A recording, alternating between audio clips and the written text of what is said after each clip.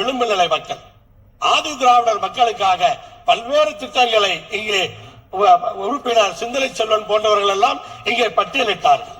அந்த ஆதி திராவிடர் முன்னேறுவதற்காக பல்வேறு திட்டங்களை செயல்படுத்திக் கொண்டிருக்கிறீர்கள், அதை வரவேற்கின்றேன். அந்த பட்டியலிடத்திலே இன்றைக்கு அடுக்கிய மூட்டைகளிலே அடிமூட்டையாக இருப்பது போல அருந்ததியர் சமுதாயம்.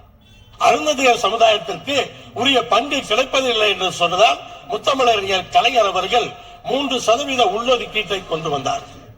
ஒரு பக்கம் 3% இடஒதுக்கீடு பத்தாது, 6% வேண்டும் என்ற அந்த கோரிக்கையும் இருக்கிறது.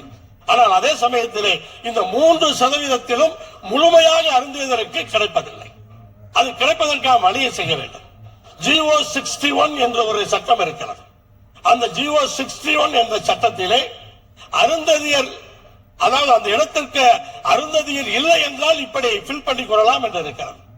அது ஒரு தவறாக அருந்ததியர் சமுதாயத்திற்கு எதிராக போகிறது. அந்த 3%த்தையாவது முழுமையாக அருந்ததியர் பயன்படுத்துகின்ற வகையில் அதை நீங்கள் மாற்றிக் கொடுக்க வேண்டும்.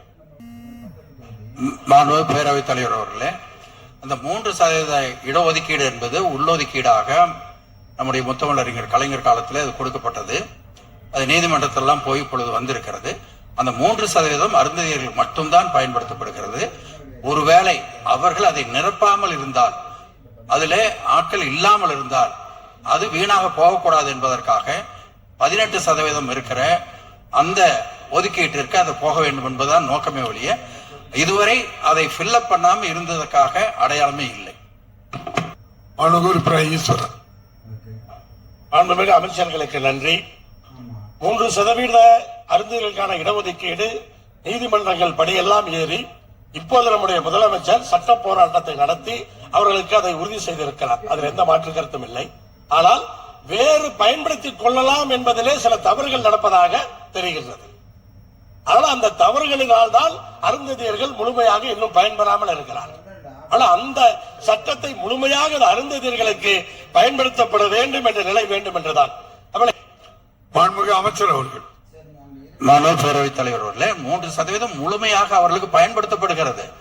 ஒருவேளை MBBS சீட் இருக்குனாக்க 3% என்று சொன்னால் அந்த 3%த்தை நிரப்புவதற்கு அவர்களிடத்திலே கேண்டிடேட் இல்லை என்றால் அந்த இடம் வீணாக போய்விடக் கூடாது என்பதற்காக அந்த 18%க்குள்ளே அதை கொண்டு வந்து விடுகிறார்கள். எனவே கண்டிப்பாக அந்த 3% ஃபில்அப் செய்யப்படுகிறது, அது வீணாக்கப்படவில்லை.